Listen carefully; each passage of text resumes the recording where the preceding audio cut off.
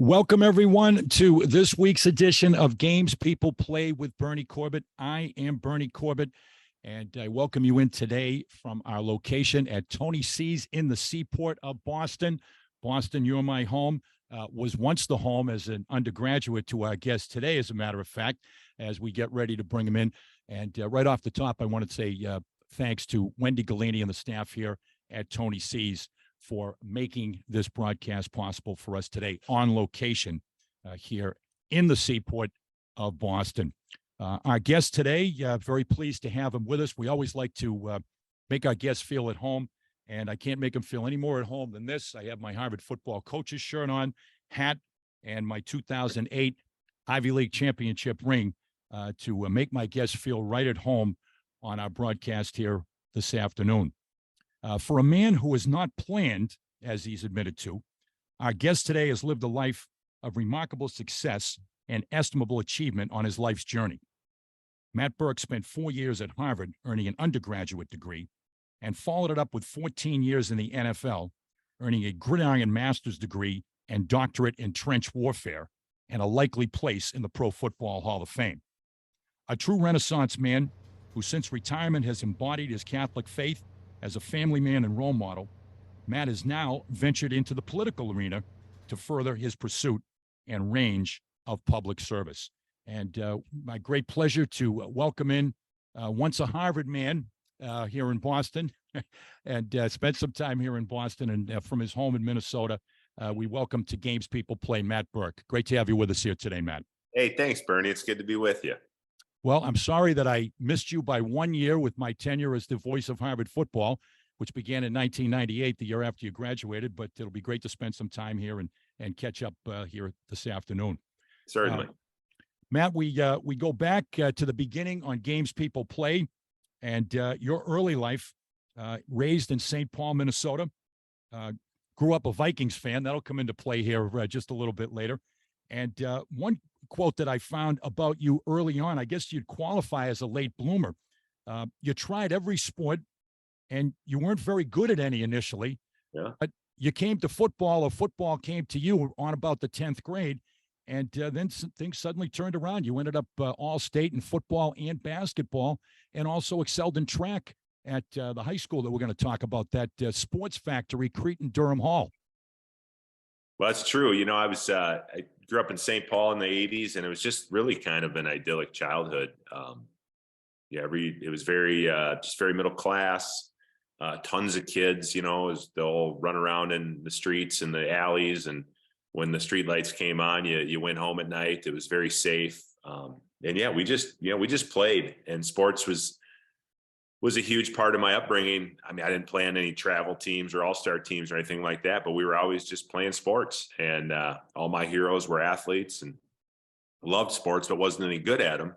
But back then it didn't really matter. You know, you could just play. It was just about playing. And, I got to high school and was just sort of, I guess, kind of trying to find my lane, and transferred high schools, and a bunch of my buddies said, "Hey, you should go out for football." And I'd hit a growth spurt freshman year. I was tall and lanky, and I said, "Yeah, what the heck?" And went out for football, and that's where I discovered some of the athletic gifts that God gave me. He gave me the gift of getting in people's way and grabbing onto them, and those are pretty good skills to have for an offensive lineman. And then I also just really liked working out. I just wanted to be a big, strong guy, and so just hit the weight room and never thought I'd play college football. In fact, I was done with my senior season in high school, and my high school football coach came over to my house, and he said, there's some schools that want to talk to you. And I'd been already admitted early to a athletic training physical therapy program at Marquette. I said, "No." I said, I'm all set. I'm gonna go to Marquette, and I wanted to be an athletic trainer for a professional sports team. I thought that was my path. And he said, "Well, some of these schools are pretty good schools, like Harvard." And I said, "Oh, well, all right, I'll take a look at that." And that's essentially how I ended up in Cambridge.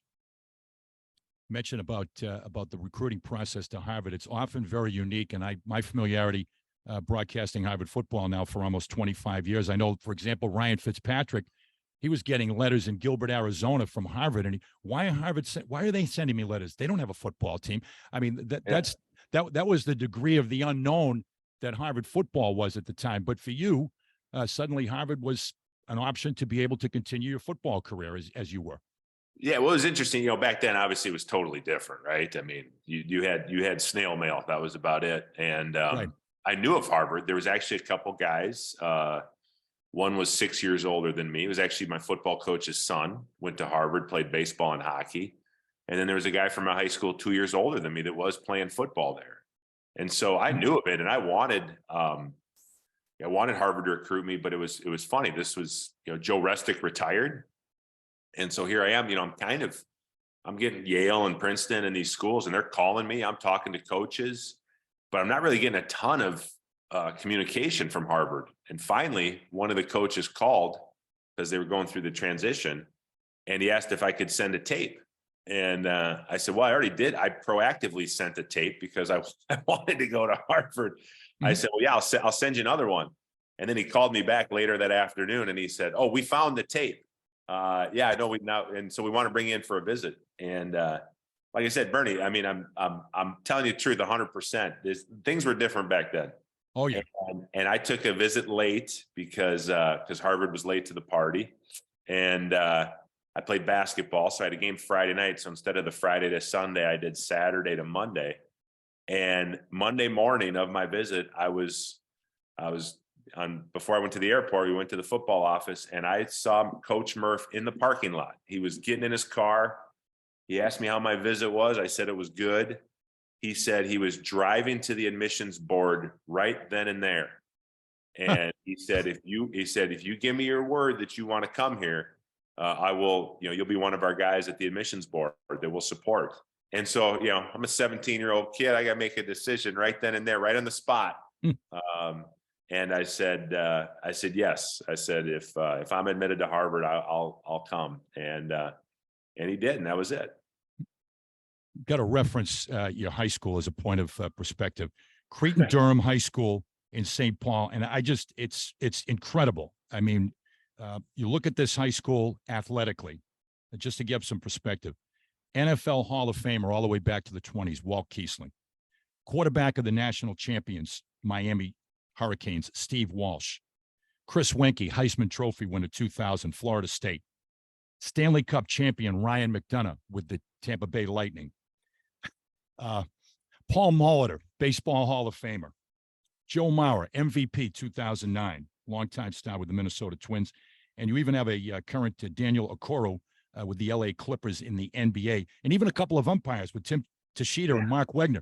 What is it that they put in the water at Cretin-Durham Hall High School in St. Paul, Minnesota, for this incredible athletic tradition? So it's amazing. Yeah, well, it wasn't like some super wealthy Catholic school, elites where you got these ridiculous facilities and all this money and all this recruiting going on. When I was there, it was just, I think it's just kind of the success that it's had athletically, or that the students have had athletically, just speaks to kind of the values of St. Paul back then. Like I said, just real middle class community. Yep. Yeah, a lot of tight community, hardworking, just all those things. And so, it was, it used to be you just drew like a 2-mile radius around the school. That's where everybody came from. St. Paul, Minnesota, back in the 80s and 90s was a very Catholic place. There's tons of Catholic high school, grade schools, and everybody just went to Cretin-Durham Hall afterwards, regardless.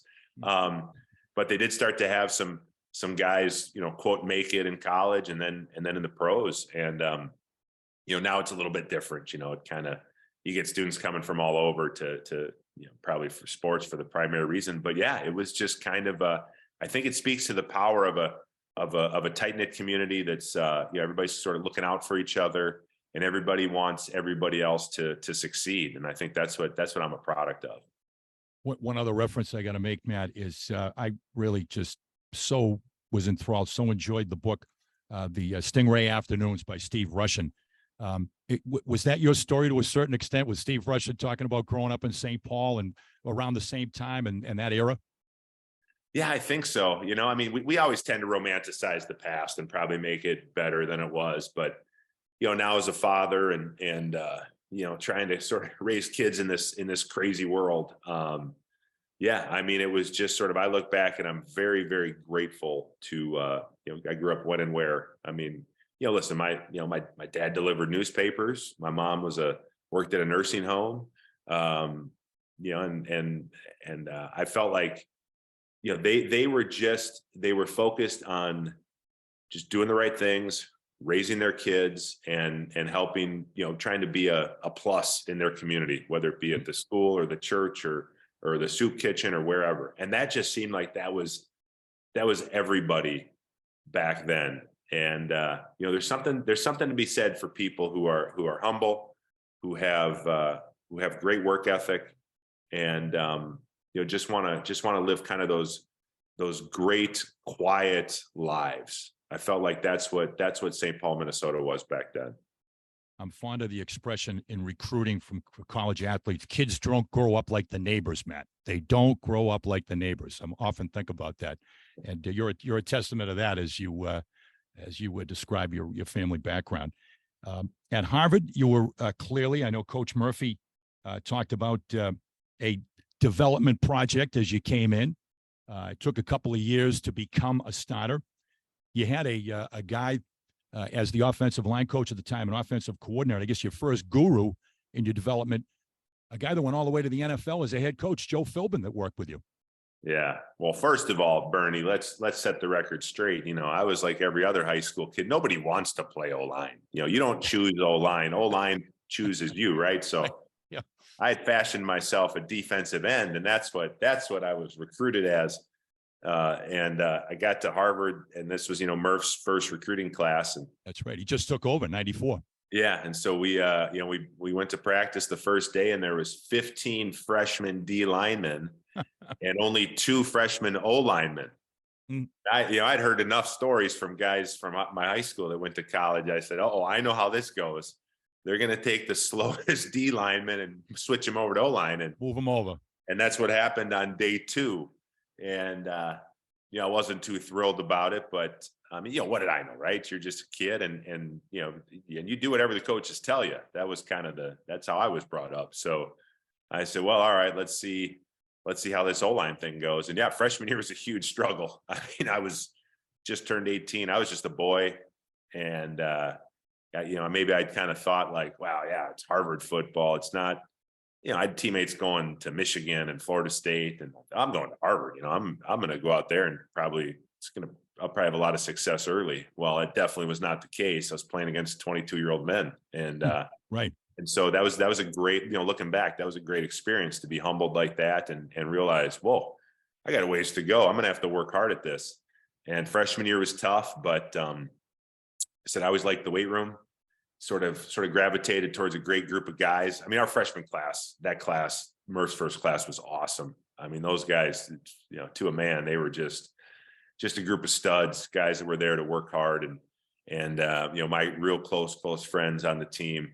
I mean, we lived in the weight room. When we weren't lifting, we were working the desk, checking people in at the old carry cage. And I mean, that's all we did was lift and eat and just do ball. And so from freshman to sophomore year, I was able to physically make a big jump, put on about 30 pounds, and came in and was fortunate enough to start my sophomore year. And from that point, enjoyed a great success as a starter. Coach Murphy, it was a building process, 4-6 his first season, fell back to 2-8, and then 4-6. And then the breakthrough year for you and for the Harvard football program, Murph's first championship, Coach Murphy, 1997. You were all Ivy, all New England, all ECAC, and the 1AA level. And the team captured Coach Murphy's first of his 9 Ivy League championships that year. Very special year and a very special offense that amassed a staggering 4,200 yards, over 42-36 total offense. And the first of the running backs that would run behind mattbirk and enjoy that privilege. There'd be many more in the NFL. Was a guy that I remember because he was there for a couple of years after. Chris Mennick had a big breakthrough, 1,200-yard, 13-touchdown season. And it was a 9-1 season and a perfect Ivy League mark for the first time ever for Harvard.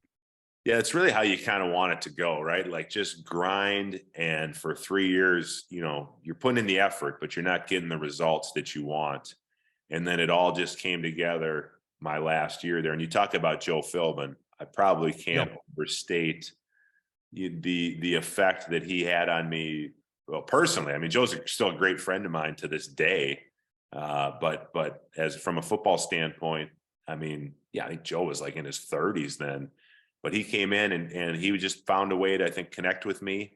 I mean, I was going into that season like this is the last season I'm ever going to play football. So Yeah. I was 100% in. In the summer, probably couldn't have worked out any harder, been any more dedicated.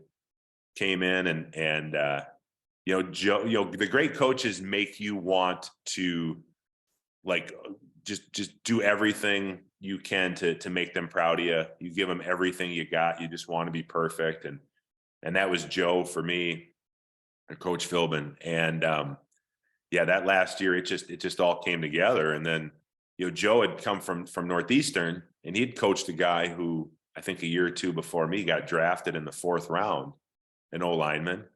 And there started to be kind of these whispers of like maybe I could go to the NFL. And I was like, really? So one time I just asked Joe. I said, he said, Coach, I said, do you think I like have a shot to play in the NFL? And he just told me in so many words, yeah, you absolutely do. Which just kind of inspired me more and wanted to work harder and just play as hard as I could. And also, I mean, like you said, I think we won 10 games the first 3 years combined. Right. I mean, we weren't just winning. I mean, we were running people out of the stadium. So it was a ton of fun for all that hard work to kind of come to fruition. And especially with my class, everything that being Murph's first class and just going through all this stuff, man, it was like, this is why we worked so hard for the last 3.5 years. So it's kind of the perfect way to end a college career. Yeah, Coach Murphy said that about you, Matt. You wasn't one of those guys that came to Harvard with NFL ability, but improved more from his freshman to senior year than anyone that he ever coached. And that's quite a testament with Coach Murphy and his experience. And you did roll over opponents. The only close one was the game against Princeton, 14-12. Other than that, it was a very dominant season. One loss to Bucknell out of the conference and undefeated in all the way through the Ivy League. We should have won that Bucknell game. I think we were up 21-0. We should have. That still pains me, Bernie. You don't. In O lineman, you don't remember the good plays. You don't remember the wins. You remember the bad losses. That Bucknell game still bothers me. Well, you remember when you got beat on a sack? That's what you remember as an offensive lineman. Exactly. That type of thing. I missed a block on a running play. But overall, you were really kind of the pioneer, if you will, of the Murphy era, which has been the most dominant era, not only in the history of Harvard football, but Coach Murphy at the forefront of all-time coaches in Ivy League history. And suddenly, there was an opportunity to continue this football thing, this hobby, if you will. The NFL evaluated you, and you had an opportunity. It looked like you might get drafted. There was no guarantee. Ended up getting drafted in the 6th round by the Minnesota Vikings, and could have got drafted by, at the time, I guess, 30 other NFL teams or whatever, 28 other NFL teams. It happened to be your hometown team. What was the reaction like? Not only the fact you get a chance to play in the NFL, but that opportunity was going to come with the team that you grew up with, wearing your Tommy Kramer jersey and following the Vikings. I mean, it's just unbelievable. Like, in fact, I'd worked out for the Vikings when I was home for spring break, and Mike Tice, who was then the offensive line coach, said, "Hey," after my workout, he said, "You're going to get drafted. We're not going to draft an O-lineman."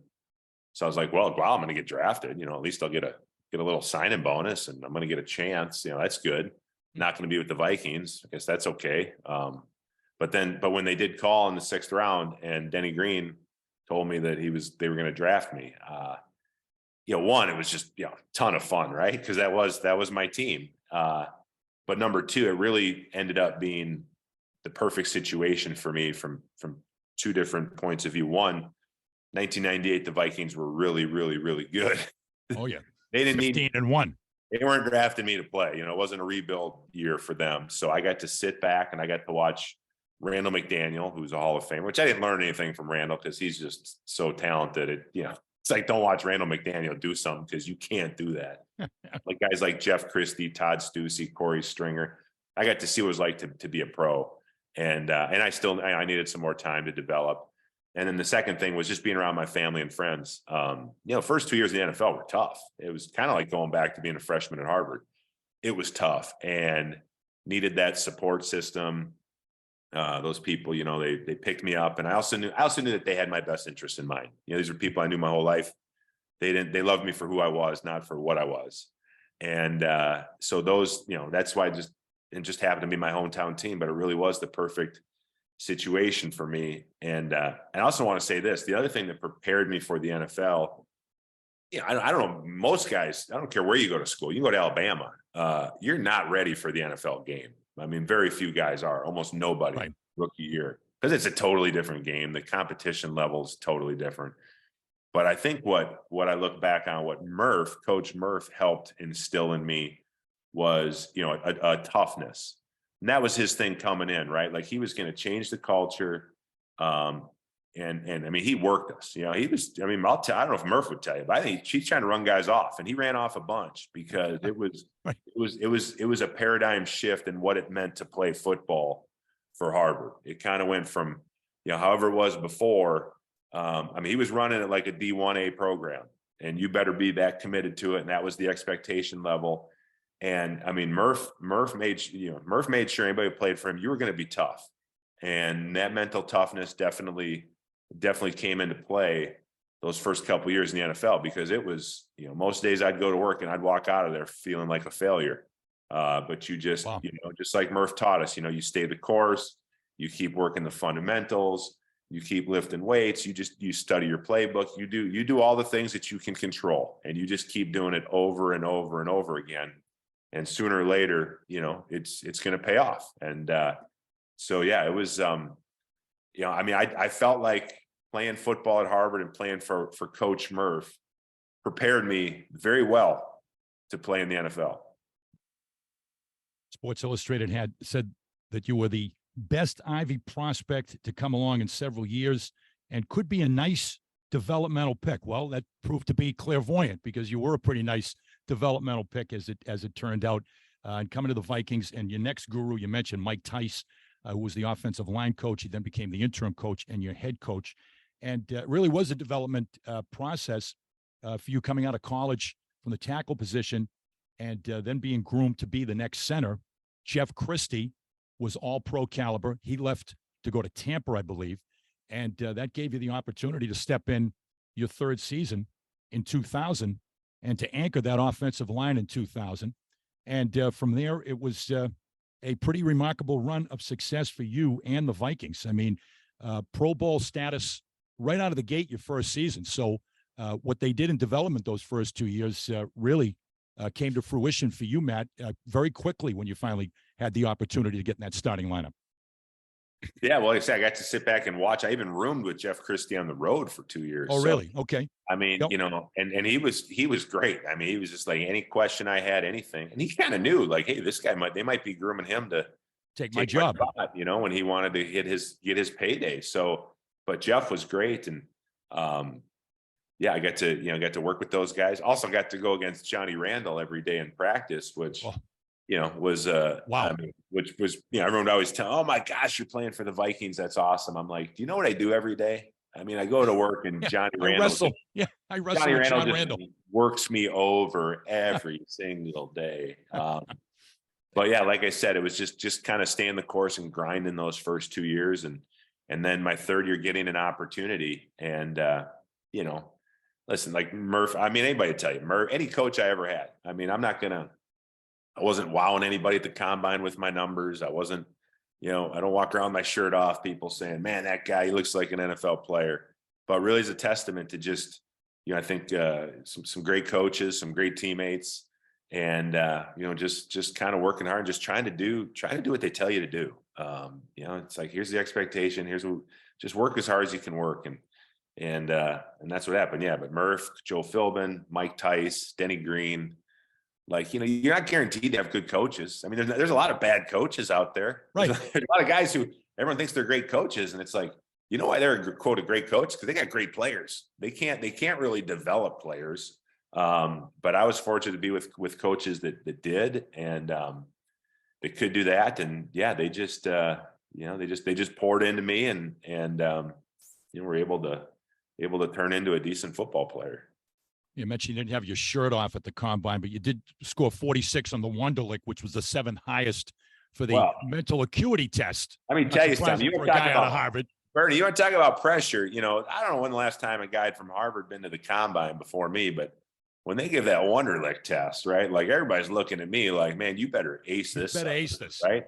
I mean, if I'd have gotten a 22, I don't know, Harvard might have lost its accreditation. Take your degree away. Yeah, right. So thankfully it went all right. Yeah, exactly. And you truly became an Iron Man at the position, Matt. Didn't miss a game 2000 to 2003. Just a little bit of a hiccup. The next year you had a sports hernia. You missed 4 games. Missed some time. 2005, you missed the season. You had the hip surgery. But we're right back, and was basically a perennial All-Pro. I mean, to achieve All-Pro status 6 times, if not for the injury, probably 7 in a row. And not surprisingly, you were named the Vikings Man of the Year 6 times in a row, which tied Mick Tingelhoff, another all-time great Minnesota Viking, and really became one of the fixtures of that Viking team, which enjoyed some tremendous success during that time. You mentioned about the 98 season and the 15-1 before you had the opportunity to become a starter, but the 2000 team was a pretty special one, up to the NFC Championship game, and finishing just 1 game short of the Super Bowl that year. But it was something that was really building with that team and that program at the time in terms of the success of the Vikings. Yeah, I felt like, my career, I mean, college being the first class of Murph, and then with the Vikings, 98 was special, 99, and then, but, the NFL, right, it's cyclical. So 2000 was kind of a reboot. New quarterback, new old lineman. I mean, you had to, right? You have success, guys are going to get paid, they're going to leave. You got to go with younger guys. But from like 2000, Randy Moss came in my year, so he was obviously the centerpiece. But then we drafted Dante Culpepper. It was like a chance to kind of, I don't want to say rebuild, but rebrand the Vikings for the next 6, 7, 8 years. And I was just fortunate to be a part of that. Like I felt like I had some ownership in that, because I was the starting center. And it was like, hey, it wasn't just, we expect you to play well on the field, but there's some leadership qualities or some leadership role that you have to fulfill as well. And so, I mean, I took that very seriously, and I liked that, like everybody wants to be a part of something and have an important role in something. And so, and yeah, you mentioned about being able to play a long time and play a lot of games. I did have, 1 year that I missed due to injury, but then I came back, and I my last 7 years, I didn't miss a game. And, to me, like that's, I mean, if you said, what are you most proud of? I mean, I'm more proud of that than any of the awards, because it's not you just show up and play. I mean, it takes, you got to have the right mindset. You got to do all the stuff that's not glamorous to get your body ready to play and to stay healthy. And I mean, it takes a lot of time. You have to endure a lot, and but to me, that's what a football player does. And that's what Murph taught me. That's what my high school coach taught me. You don't, we used to have a joke the first day of training camp. You put your pads on. I used to say, hey guys, remember how you feel right now, because you're not going to feel this good for 8 months. That's right. You're not going to feel better. About April, you start feeling good, but after that first day of pads, you never feel right again. And to me, that's not just what football is. That's what life is. You just keep showing up. You feel good, bad, indifferent. You just keep showing up, and you go to work. And so yeah, it's just kind of fun to be in there, fun to be part of the grind. And I'll say this too, Bernie. My mom was a dairy farmer growing up. And when I was a kid, I don't remember one time ever drinking a glass of water. All we drank was milk. And I probably had 100 x-rays. Every time you get hurt or, something happens, oh, let's get an x-ray. And I had so many doctors tell me, you got the densest bones of anybody we've ever seen. And I said, well, that's because I drank about a gallon of milk a day. A day. And I never, 15 years in the NFL, 4 years, and I never broke a bone in my life. So if there's any kids out there listening, drink milk. Drink your milk. Drink your milk. Absolutely. A great endorsement. That was the Massachusetts Dairy Farmers and Beyond, the National Dairy Association. Exactly. Spokesman. Yeah, indeed. The spokesman, mattbirk, adopted spokesman. The time in Minnesota, I got to mention, you mentioned about Randy Moss and just your take on an incident which became, I think, rather celebrated, testament to your leadership ability. You mentioned you came in with Randy Moss the same year. Randy was noted as talented, petulant, a bit of a problem child going back to his college career, which had more than one stop and a couple of almost stops along the way. But there was an incident where Randy walked off the field late in the game in a loss, and you confronted him as a leader on the team. And it never happened again during Randy Moss's tenure. Just to give us a little bit of your perspective on that. Well, listen, I mean, I came in with Randy. Hey, I love Randy. Randy, great player, made me look better than I was. In fact, I'll tell you a quick aside. One time, this is later on, we were playing the Raiders, and Randy was with the Raiders. He had a brief stop there, and Warren Sapp was playing for the Raiders. Mm-hmm. Warren and I, Tampa used to be in our division. So we used to play the Buccaneers twice a year back when they were good. Warren Sapp and I did not get along at all. And not surprised. I mean, I could tell you, I couldn't probably tell you the stories here because there's, this is PG-13. But one time Warren Sapp says to me, he says, hey, Moss told me that the only reason you made all those Pro Bowls is because he made you look good. Oh, wow. Okay. I said, you go tell Moss, he's probably right. When you got Dante Culpepper and Randy Moss and you're putting up 35 points a game, right? When it's time for the Pro Bowl, they say, well, we got to put one O-lineman from Minnesota in. Nobody knows O-line, right? Well, we got to put somebody in there. But Moss was a great teammate, great player, had a lot of fun. He's not the guy that he portrayed himself to be in the media. Great guy in the locker room, didn't act like he was better than anybody else. But Randy's, he's like the rest of us. He's complicated. And I mean, I don't make perfect decisions all the time. When he left the field early and we had a little confrontation, I mean, one, right, we're family, so we can confront each other. But number two, what made me the most upset about that in the moment was when he did that, he was going to bring a lot of heat on himself. And it was almost like, why do you almost go out of your way, right, to make bring that look like the bad guy? Because you're not. I know you're not. You're the guy. Everybody's playing dominoes or playing cards. You're playing with the O-line. You're playing with all the fat, dopey guys. You're not like I know who you are. I know who you are. So like, right. Now we're going to get asked a bunch of questions about this, which is a pain in the butt. We're about to go into the playoffs. But then number two, you're like going out of your way to I mean, he's almost like it just wasn't worth it, And so, it was the heat of the moment, something that happened. I mean, I've seen Randy since, and it's fine. It's those kind of things. If anybody's hung out in the locker room or you play, you have disagreements. We say you fight like family sometimes.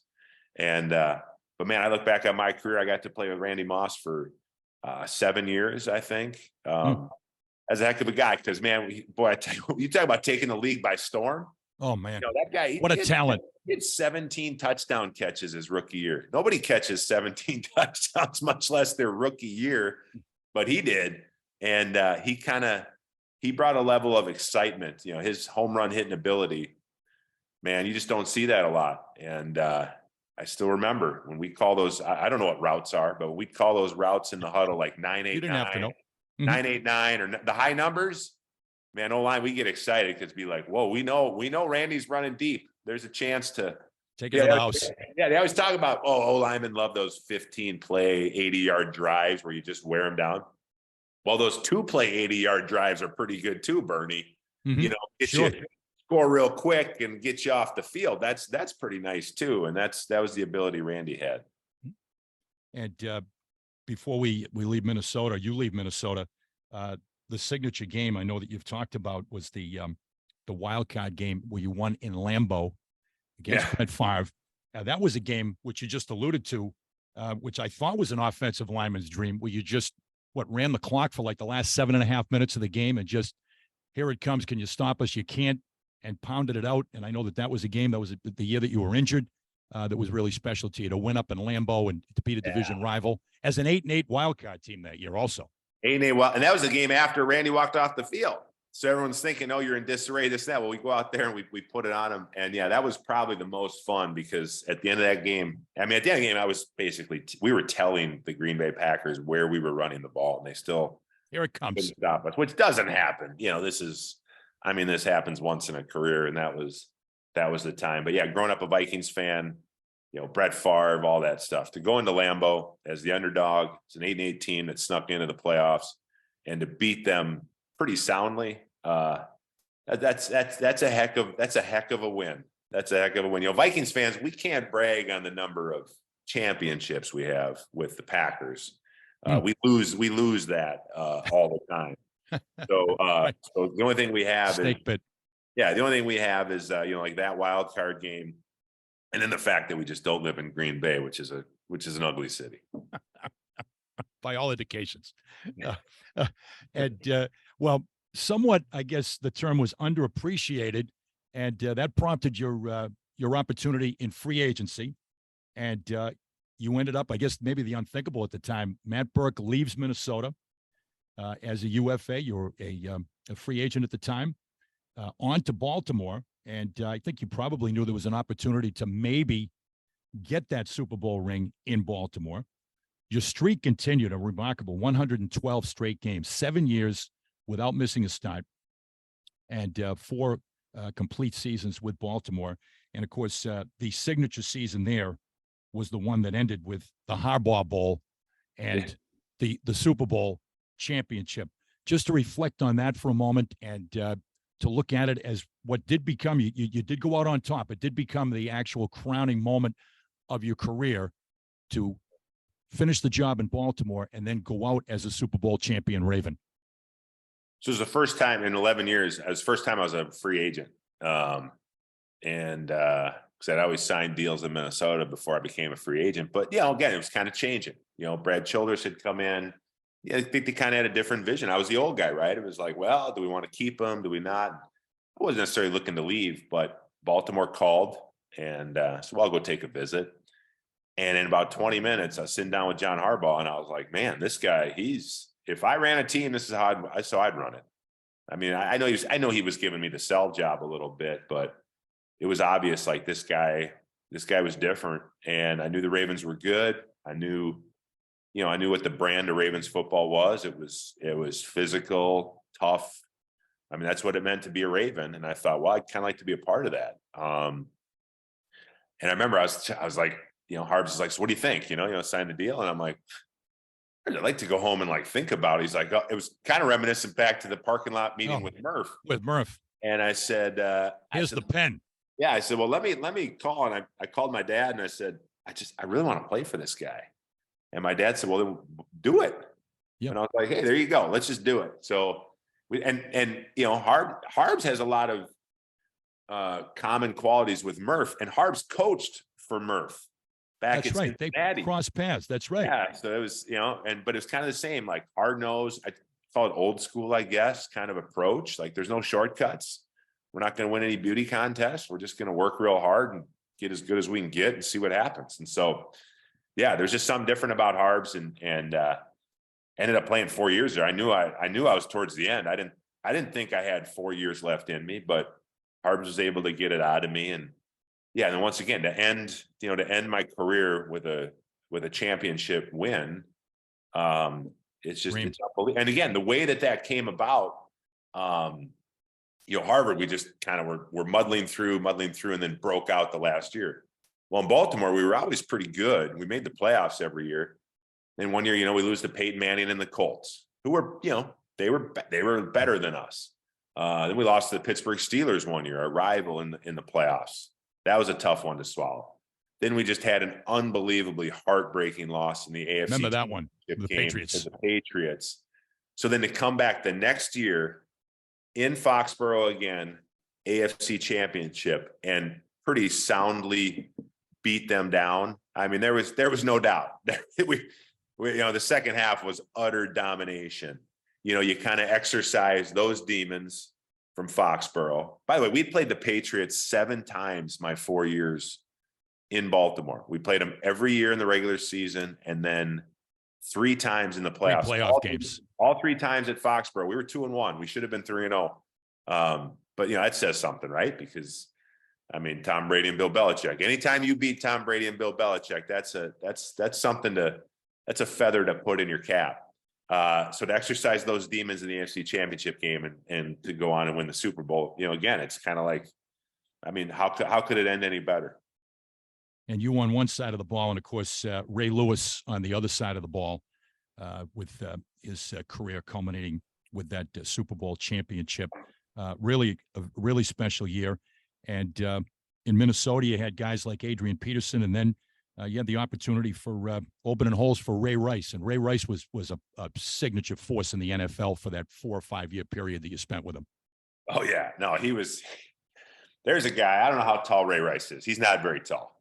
He's pretty thick, but he's got, he's got heart and toughness. And that was the great thing about Baltimore too, is we kind of did it a little bit differently. I mean, obviously everything was going to start with physicality, but then you got this undersized running back who they used.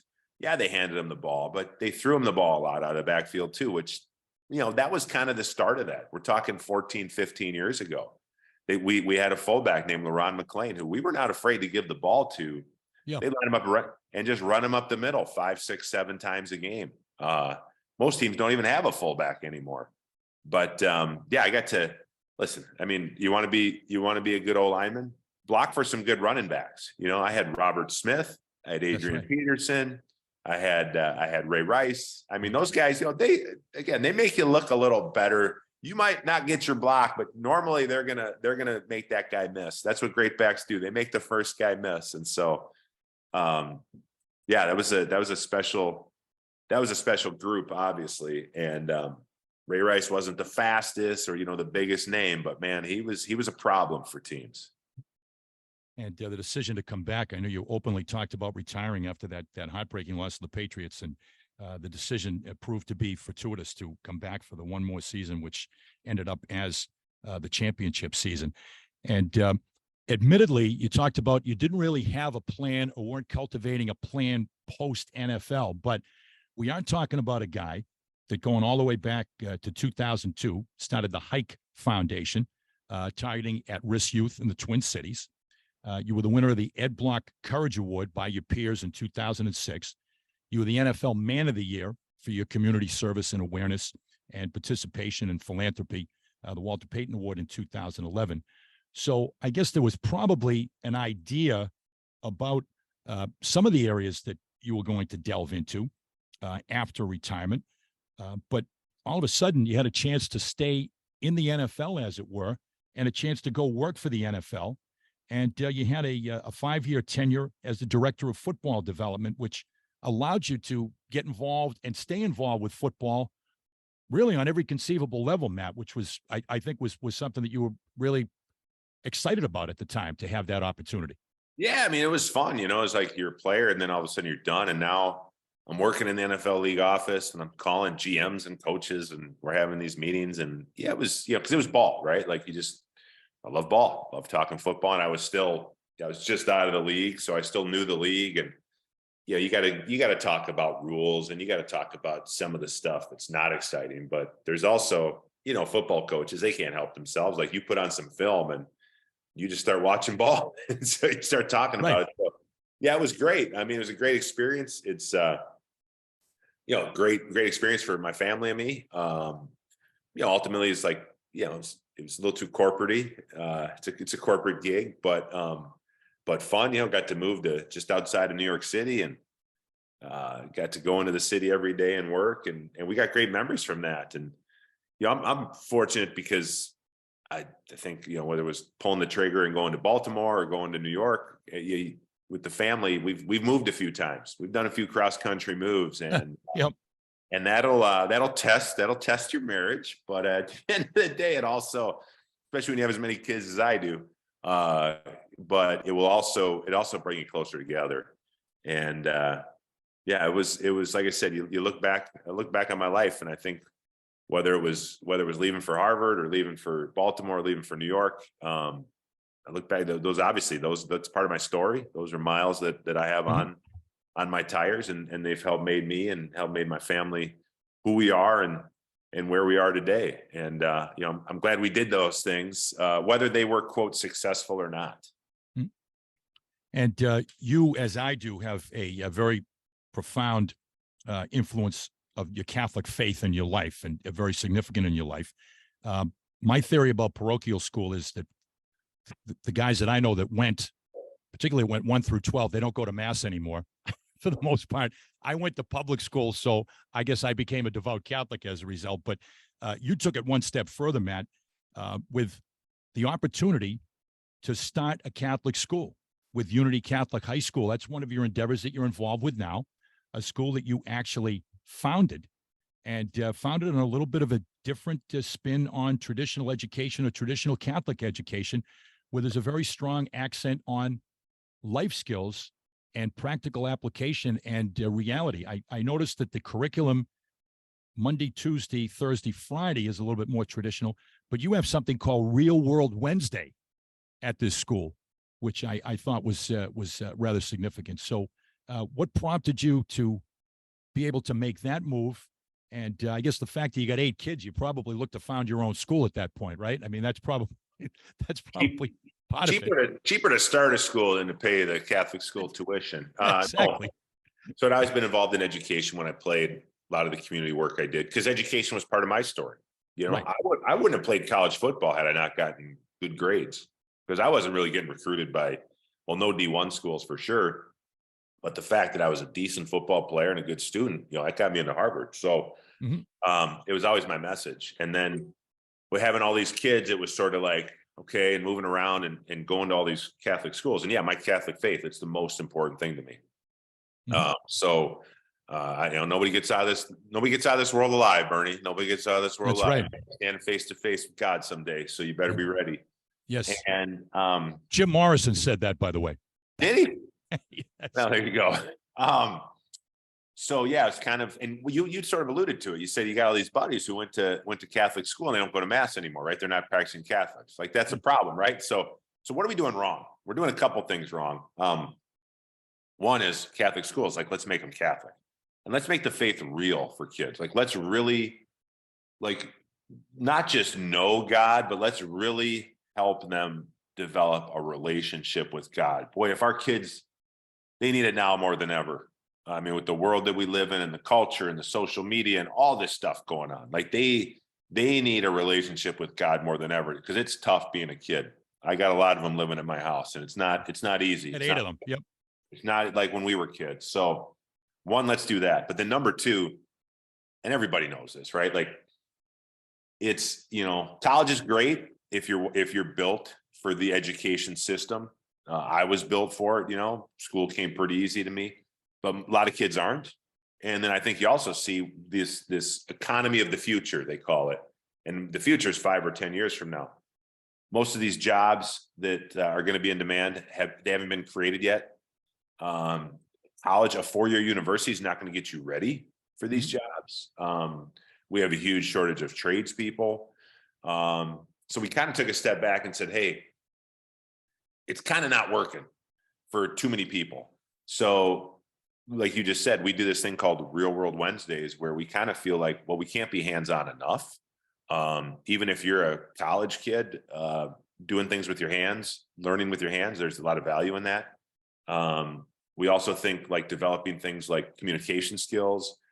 Those are things that a lot of our kids struggle with because they're digital creatures who live in a digital world. How do we, even going back to some of the basics when we were growing up, but kids, like how to shake hands, look people in the eye, speak clearly, writing, all these things. So we just, we tweaked the model a little bit, and it was 4 years ago. We just had our first graduating class. we've got, I mean, it's working, if you will. I think we're very pleased with our kids and our families. And look, there's no one right school for every type of kid. It's one size fits one when it comes to education. Right. But I think, we're a small, vigorously Catholic school that sort of see the value in the individual, and knowing that, God's got a specific plan for them. Let's build on their strengths. Let's not try to necessarily focus in on their weaknesses. And whether they go to college or they go to the trades or they go to the military or wherever, there's equal value in all those things. We don't see that as like every kid should go to college, or that's what you should do, or you're somehow lesser if you don't. That's our attitude and our philosophy. And I mean, I got to say, after 4 years, I think it's working. I mean, we got kids going to, Notre Dame, and we have kids getting scholarships and, going all over the country. We also have kids that are going into the workforce, and that's awesome. But every single one of these kids, they know God when they leave Unity Catholic High School. And that's the most important thing and the best thing that we can do for them as they go out into the quote real world. Because, sooner or later, this world's going to bring you to your knees, Bernie. So you might as well start there.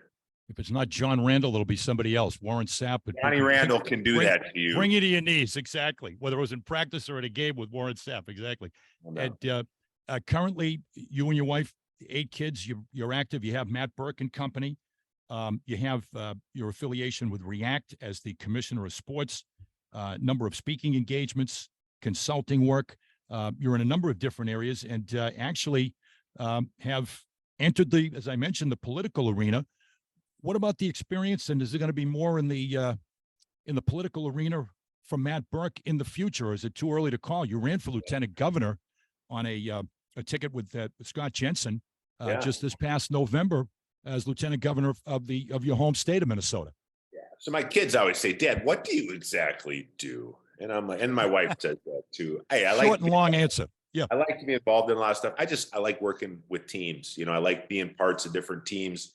Doesn't matter if we're selling widgets or curing cancer, just being with good people and trying to figure stuff out, solve problems. I like that. And I need to stay busy. Otherwise, I'll get into trouble. But last year, kind of I don't want to say on a whim, but never planned to run for public office. Wasn't super politically engaged, but became, I'd say, very concerned about a lot of the things that were going on in our country and specifically in Minnesota, particularly during the COVID stuff. Just thought that the government was hurting a lot of people, and that people were playing politics and not necessarily trying to do what is right. And so there's this guy Scott Jensen running for governor. He was an outsider, and I met him on a plane on a whim, and sooner or later he comes to ask me do I want to run for lieutenant governor, and I said no. Gosh, no. I'm not into politics. Who would want that job? And then about a month later, he asked me again, and I thought, well, this is I'm kind of a gut feeling guy, Bernie. And I kind of felt like, man, there is no way that I am equipped to run for lieutenant governor of Minnesota. But then I looked back and I said, but all these none of them are equipped to do any of these jobs. And what qualifies them? Yeah. Yeah. And I thought, what the heck? And so I did it. And man, it was an unbelievable experience. Everyone, if you're not involved in politics, you probably think it's crazy. Well, once you get in there, you find out it's crazy. And there's crazy people on all sides. I mean, it's not just the other side. There's as many crazy people on our side too. But it was an unbelievable experience. We lost. But again, wouldn't trade it for anything. Like what I learned, the people I met, skills that I had to develop, totally outside of my comfort zone. And so we'll see, we'll see what happens again. I tell you what, it's a lot on the family, which is kind of part of the problem. Right. It takes so much away from your family that time commitment, which I think disqualifies a lot of good people from even running. It's just too much. And but we'll see. As we talked about, I'm a faith-filled guy.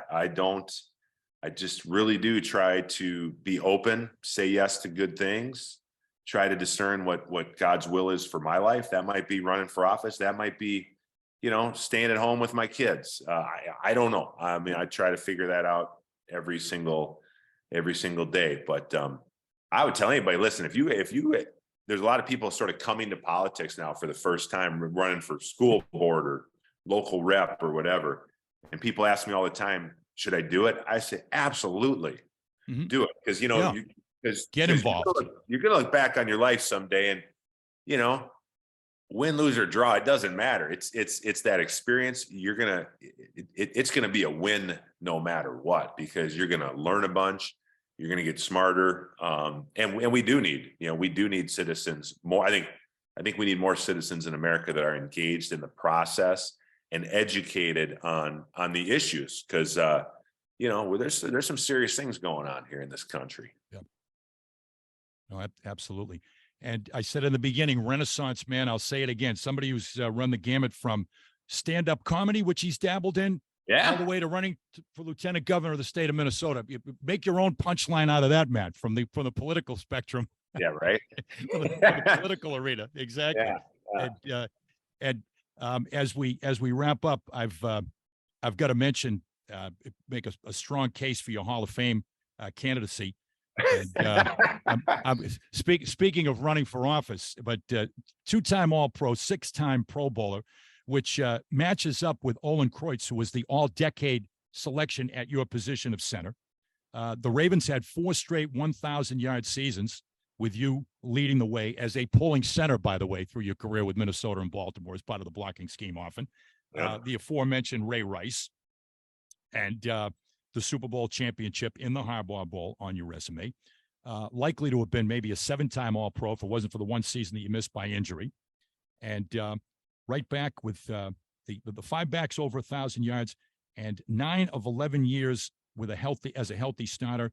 The Vikings had 1,000-yard rushers. Once again, testament to you anchoring that offensive line.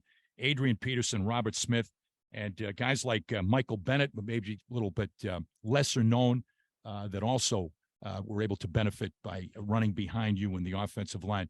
Do you think, I've thought about it because of the Harvard connection that we share. Have you thought about the opportunity to go to Canton, and if that opportunity is down the road for you? Hopefully it will be. Well, you think about it. Listen, like I said, I was just happy to have the opportunity to play. Never thought I'd play college football. Never thought I'd play in the NFL. So it's all gravy at this point. I don't know. I mean, I think it's a little bit of a long shot. I played it with Hall of Famers. I played against Hall of Famers. Like, I know what it looks like. And I don't think I was a Hall of Fame talent by any means, but I think you can make a case that I had a Hall of Fame career. Yes. Football's and an O-line, right? You don't have numbers. Certainly I benefited from, like I said earlier, great coaches, benefited from having great teammates. But yeah, I just showed up and just went to work every day. That's how I looked at it. It's work. It's a job. They're paying you a lot of money to do something. Yeah, you might like it. It might be cool, but at the end of the day, there's an expectation. You got to produce. And so I took that very seriously. And it was an honor. It was an honor to wear the Vikings uniform for 11 years and the Baltimore uniform for 4 and to play in the NFL. So, hey, someone could make a case. You'd have to be someone who's very persuasive to the other writers, and the stars would have to line up. But, I'll say this: nobody threw a better post Super Bowl party than me. I like to celebrate. I like to bring my family and friends in and share these moments with them. Yep. I told them, I said, guys, if it does happen, that Super Bowl party is going to look like a 6-year-old birthday party compared to what the Hall of Fame party will. But absolutely. Hey man, I got no complaints, and I'm not, I don't sit around and worry about it or think about it, because I got way more than I deserved out of football. Yeah.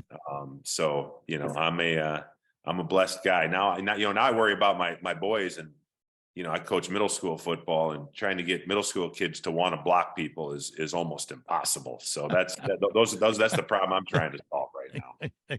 Exactly. And we always conclude with quotes, and we've got a couple here. I guess a great testament to the fact that you did come back that final season.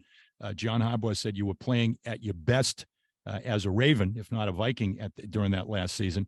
Ozzie Newsome, the general manager of the Ravens, His influence was evident to all. The line calls, relatively young offensive line. Leadership was outstanding on and off the field as an example to young players, and a work ethic as good as any player we have ever had. And I think I'm going to leave the final words to Coach Murphy.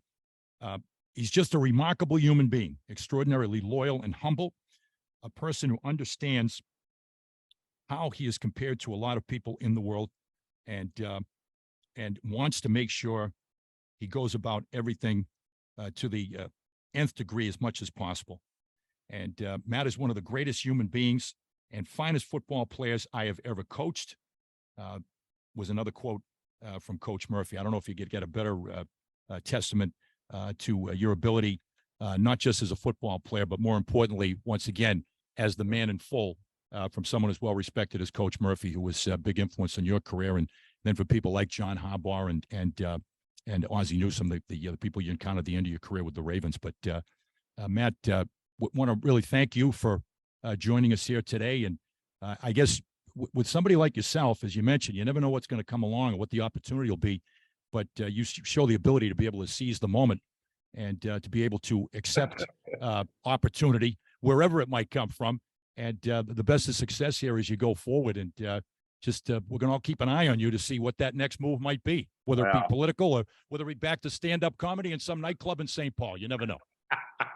I personally hope it's neither of those things, Bernie, but no, I appreciate it. It was fun to kind of go down memory lane. And I just want to say, you talk about Murph or Harbaugh or Ozzie Newsome, or listen, I'm a big gratitude guy. I mean, I have two great parents.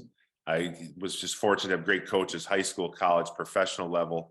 At the end of the day, we all get caught up in achieving certain things or success and this and that. When you have people that respect you, that you were lucky enough to come in contact with, and then to sort of hear things like they're just, have that mutual respect. I mean, I would lay down in traffic for Tim Murphy or John Harbaugh or Ozzie Newsome. I'd do anything for those guys. And, that's what life's about. It's about relationships and those people. And, you've been around sports a long time. You talk to a million different people, Bernie. You know a million people in your phone. Your iPhone must be like, your contacts are full. Like you can't fit anybody else in, right? But isn't that what makes life worth living? Is those relationships that you have, no question, with other people. And we can all look back and be grateful for the people that God's put in our lives. They've made us better. Hopefully we make them better. And, that's what makes the world go round. So I appreciate the opportunity to kind of go down memory lane and relive all this stuff. It was a pleasure. Indeed. I'm going to one more time. I think you have exemplified it today from Coach Murphy, a person who understands how fortunate he is compared to a lot of people in the world. Oh, yeah. And he wants to make sure he gives back as much as possible. I can see, Matt, you giving back hopefully for decades to come, whatever you're involved with here in the future. All the best of success. And you played very well with us here today on the Games People Play. Thank you. Thanks, Bernie. Our guest, Matt Birk, we thank him here on Games People Play. And I want to thank everybody, Monet Ota, for assisting. And Monet will actually be moving on to the National Hockey League for an internship. Sasha Abrams joining us, and she'll be back with us. And, of course, co-founder and producer, executive producer, spirit animal, and compadre, Andy Bernstein. We also want to thank Andy Bernstein, obviously, here, and everybody here at Tony C's in the Seaport, Wendy Galini and the rest of the staff. So for my guest, Matt Birk, this is Bernie Corbett saying, play well, everyone. Thank you.